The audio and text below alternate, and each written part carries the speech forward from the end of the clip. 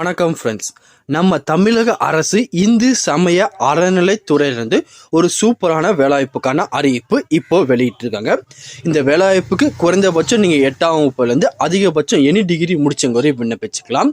அது மட்டும் இல்லாமல் இது வந்து பார்த்தீங்கன்னா நிரந்தர அரசு வேலை, டெம்பரரி பேஸ் கிடையாது, பர்மனன்ட் கவர்மெண்ட் ஜாப்க்கான அறிவிப்பு தான் வெளியிட்டிருக்காங்க.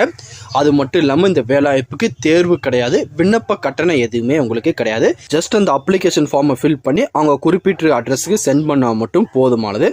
மேலும் இந்த வேலைவாய்ப்புக்கு 38 மாவட்டம் சேர்ந்த ஆண் பெண்கள் சொல்லி யாருனாலும் விண்ணப்பிக்கலாம். அது மட்டும் இல்லாமல் இந்த அறிவிப்பில் என்னென்ன கேட்டகரியில் எவ்வளோ வேகன்சி கொடுத்துருக்காங்க, இதுக்கு எப்படி விண்ணப்பிக்கணும் அப்படின்னு சொல்லி ஃபுல் இன்ஃபர்மேஷனும் 1 by 1 டீட்டெயிலாக அந்த வீடியோவில் பார்க்கலாம். அதை பார்க்குறதுக்கு முன்னாடி நீங்கள் நம்ம சேனலுக்கு புதியவராக இருந்தீங்கன்னா மறக்காமல் நம்ம சேனலை சப்ஸ்கிரைப் பண்ணிட்டு பக்கத்தில் இருக்க பெல் ஐக்கனை கிளிக் பண்ணிட்டு ஆளுங்க செட் பண்ணிக்கோங்க. அப்போ தான் நம்ம போடுற வீடியோ எல்லாமே உங்களுக்கு உடனே கிடைக்கும். இப்போ வாங்க ஃப்ரெண்ட்ஸ் வீடியோக்குள்ளே போகலாம். இதுதான் அந்த வேலைவாய்ப்புக்கான அப்ளிகேஷன் ஃபார்ம். சைடில் வந்து பார்த்தீங்கன்னா உங்கள் ஃபோட்டோ ஒட்டிடுங்க. ஒட்டி முடிச்சுட்டு உங்கள் பேர், அதுக்கப்புறம் உங்கள் அட்ரஸ் வந்து பார்த்தீங்கன்னா டீட்டெயிலாக கொடுத்துருங்க. கொடுத்து முடிச்சுட்டு உங்கள் கல்வி தகுதி, நீங்கள் அதிகபட்சமாக என்ன கல்வி தகுதி முடிச்சிருக்கீங்களோ அதை கொடுத்துருங்க. கொடுத்துட்டு அதை ஜெராக்ஸ் அட்டாச் பண்ணிடுங்க. அதுக்கப்புறம் உங்கள் பிறந்த தேதி, அதுக்கப்புறம் வந்து பார்த்தீங்கன்னா உங்கள் வயது எல்லாமே வந்து பார்த்தீங்கன்னா டீட்டெயிலாக கொடுத்துருங்க. அதுக்கப்புறம் இந்த வேலைவாய்ப்புக்கு இந்து மதத்தினர் மட்டும்தான் அப்ளை பண்ண முடியும். அதனால் இந்து மதத்தினர் இருந்தீங்கன்னா மட்டும் இந்த வேலைவாய்ப்புக்கு நீங்கள் விண்ணப்பிச்சுக்கோங்க.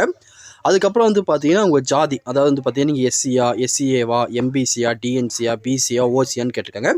நீங்கள் என்ன கேட்டகரியோ அதை செலக்ட் பண்ணிட்டு அது கூட ஜெராக்ஸ் வந்து பார்த்தீங்கன்னா அட்டாச் பண்ணிக்கோங்க. அதுக்கப்புறம் வந்து பார்த்தீங்கன்னா நீங்கள் முன்னுரிமை சர்டிஃபிகேட் எதுவும் வச்சுருக்கீங்களா, அதாவது வந்து பார்த்தீங்கன்னா பர்சனல் டிசேபிலிட்டி பர்சனாக இருக்கீங்க, இல்லைன்னா கலப்பு திருமணம் பண்ணவங்க, இல்லைனா வந்து பார்த்தீங்கன்னா டிஸ்ட்ரிபியூட் வீடியோ கேட்டகரியில் இருந்தீங்க அப்படின்னு சொல்லி ஏதாச்சும் ஒரு முன்னுரிமை சான்று வச்சுருந்தீங்க, அதை வந்து பார்த்தீங்கன்னா இது என்னன்னு சொல்லி ஃபில் பண்ணிட்டு அதோட ஜெராக்ஸும் வந்து பார்த்தீங்கன்னா அட்டாச் பண்ணிக்கோங்க. இது போக வந்து பார்த்தீங்கன்னா உங்களுக்கு கம்ப்யூட்டர் தெரியும், சைக்கிள் ஓட்ட தெரியும், உங்களுக்கு டிரைவிங் லைசன்ஸ் எதுவும் இருக்குன்னா அதை பற்றி டீட்டெயிலாக கொடுத்துருங்க. கொடுத்து முடிச்சுட்டு வந்து பார்த்தீங்கன்னா உங்களோட ஃபோன் நம்பர் கொடுத்துருங்க. அதுக்கப்புறம் நீங்கள் என்ன போஸ்ட்டுக்கு விண்ணப்பிக்க போகிறீங்களோ அதோட பேர் வந்து பார்த்தீங்கன்னா இதில் கொடுத்துருங்க. கொடுத்து முடிச்சு கீழே வந்து பார்த்தீங்கன்னா இடம் 4 கேட்டுருங்க. கொடுத்துட்டு இங்கே சைன் வந்து பார்த்தீங்கன்னா இதில் போட்டுருங்க. போட்டு முடிச்சுட்டு இதோட நீங்கள் என்னென்ன ஜெராக்ஸ்லாம் அட்டாச் பண்ணணும் அப்படின்னு சொல்லி உங்கள் டீட்டெயிலாக கொடுத்துருக்காங்க. ஃபஸ்ட்டு வந்து பார்த்தீங்கன்னா கல்வி தகுதி சான்று ப்ளஸ் வந்து பார்த்தீங்கன்னா டிசி அது எல்லாமே அட்டாச் பண்ணிக்கோங்க. அதுக்கப்புறம் ஜாதி சான்றிதழ், அதுக்கப்புறம் உங்கள் குடும்ப அட்டையோட ஜெராக்ஸு, அதுக்கப்புறம் முன்னுரிமை சான்று வச்சுருந்தீங்கன்னா அதோட ஜெராக்ஸு, அதுக்கப்புறம் உங்கள் ஆதார் அட்டையோட ஜெராக்ஸு, அதுக்கப்புறம் நீங்கள் வேலைவாய்ப்பு அலுவலகத்தில் பதிஞ்சிருந்தீங்கன்னா அதோட ஜெராக்ஸ் அட்டாச் பண்ணிக்கோங்க. அதுக்கப்புறம் வந்து பார்த்தீங்கன்னா சுய விலாசமிட்ட ₹25 ஸ்டாம்ப் போட்டி ஒரு கவரை வந்து பார்த்தீங்கன்னா இதோட அட்டாச் பண்ணி நீங்கள் வச்சுருங்க. வச்சுட்டு இந்த அப்ளிகேஷன் ஃபார்ம் வந்து பார்த்தீங்கன்னா அவங்க நோட்டிஃபிகேஷனில் ஒரு அட்ரஸ் கொடுத்துருக்காங்க. அந்த அட்ரஸ்க்கு நீங்கள் அனுப்புகிற மாதிரி இருக்கும். அது என்ன அட்ரஸ், அதுக்கப்புறம் என்ன கேட்டகரியில் வேகன்சி கொடுத்துருக்காங்க அப்படின்னு சொல்லி இப்போ பார்க்கலாம்.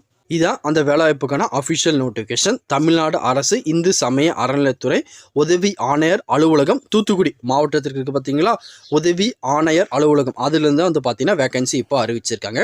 என்னென்ன விதமான கேட்டகரின்னு எடுத்திங்கன்னா ஓட்டுநருக்கு ஒரு வேகன்சி, அலுவலக உதவியாளருக்கு வந்து பார்த்தீங்கன்னா 4 வேகன்சி கொடுத்துருக்காங்க. இதுக்கு ஓட்டுநருக்கு பேசிக் சேலரி 20,000 பர் மந்த்லேருந்து உங்களுக்கு இருக்கும். அதேமாதிரி அலுவலக உதவியாளர்கள் வந்து பார்த்தீங்கன்னா 10,000 பர் மந்த்லேருந்து உங்கள் சேலரி கொடுப்பாங்க. அப்புறம் அதுக்கான கல்வி தகுதின்னு எடுத்திங்கன்னா அலுவலக உதவியாளருக்கு நீங்கள் 8ஆம் வகுப்பு தேர்ச்சி பெற்று இருந்தால் போதுமானது, நீங்கள் விண்ணப்பிச்சுக்கலாம். அதுக்கப்புறம் ஓட்டுநர் எடுத்துட்டீங்கன்னா நீங்கள் 8ஆம் வகுப்பு தேர்ச்சி பெற்றிருந்து ப்ளஸ் வந்து பார்த்தீங்கன்னா லைட் மோட்டார் வெஹிக்கிள் லைசன்ஸ் நீங்கள் வச்சுருக்கணும். ப்ளஸ் வந்து பார்த்தீங்கன்னா நல்ல உடல் தகுதியோடு இருந்தீங்கன்னா நீங்கள் இதுக்கு விண்ணப்பிச்சுக்கலாம். அப்புறம் இந்த வேலைவாய்ப்புக்கு நீங்கள் அப்ளிகேஷன் ஃபார்ம் அனுப்பும்போது நீங்கள் என்ன போஸ்ட்டுக்கு அனுப்புறீங்க அப்படின்னு சொல்லி அந்த கவர்மெண்ட்டில் வந்து பார்த்தீங்கன்னா டீட்டெயிலாக மென்ஷன் பண்ணியிருக்கணும் அப்படின்னு சொல்லி கொடுத்துருக்காங்க. அதுபடி வந்து பார்த்தீங்கன்னா மென்ஷன் பண்ணியிருக்கேன். அதுக்கப்புறம் அந்த அப்ளிகேஷன் ஃபார்மை நீங்கள் சென்ட் பண்ண வேண்டிய அட்ரஸ் வந்து பார்த்தீங்கன்னா இதை கொடுத்துருக்காங்க பார்த்தீங்கன்னா தூத்துக்குடி மாவட்டத்துக்கான அட்ரஸ். இந்த அட்ரஸ் தான் உங்கள் அப்ளிகேஷன் ஃபார்மை நீங்கள் அனுப்பி வைக்கிற மாதிரி இருக்கும். வேறு எதுவும் இதை பற்றி டவுட் இருந்தாலும் கீழே கமெண்ட் செக்ஷன் தெரிவிங்க, கண்டிப்பாக உங்களுக்கு நான் கிளியர் பண்ணித்தரேன். பதிவு கண்டிப்பாக உங்களுக்கு பயனுள்ளதாக இருக்கும்னு நினைக்கிறேன். தெரியாத உங்கள் ஃப்ரெண்ட்ஸுக்கு இந்த வீடியோ ஷேர் பண்ணுங்கள், பிடிச்சிருந்தால் லைக் பண்ணுங்கள். அடுத்த ஒரு வீடியோ சந்திக்கலாம். Thank you and bye bye friends.